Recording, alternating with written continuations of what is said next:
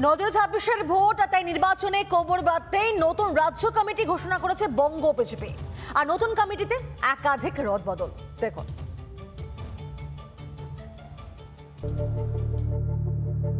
26-এর মহারণের আগে তৈরি শ্রমিক ভট্টাচার্যের নতুন টিম।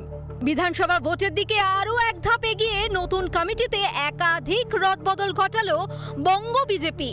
সাধারণ সম্পাদক পদ যথেষ্ট গুরুত্বপূর্ণ, যে পদে রয়েছেন জ্যোতির্ময় সিং মাহাতো, লোকেট চ্যাটার্জি, সৌমিত্র খাঁ, শশী অগ্নিহোত্রী, বাপি গোস্বামী। রাজ্য বিজেপির নতুন কমিটিতে আদি নব্য ভারসাম্য স্পষ্ট। এ প্রসঙ্গে রিপাবলিক বাংলাকে কি বললেন শ্রমিক ভট্টাচার্য, শুনুন।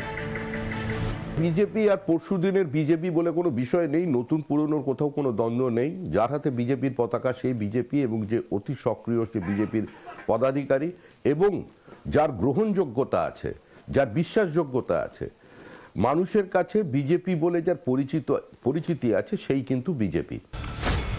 অন্যদিকে রাজ্য বিজেপির সহ সভাপতি হলেন তাপস রায়, জগন্নাথ চট্টোপাধ্যায়, আলিপুরদুয়ারের সাংসদ মনোজ টিগ্গা, দুই প্রাক্তন কেন্দ্রীয় মন্ত্রী দেবশ্রী চৌধুরী ও নিশীথ প্রামাণিক, অগ্নিমিত্রা পল, রাজু বন্দ্যোপাধ্যায়ের মতো নেতারা।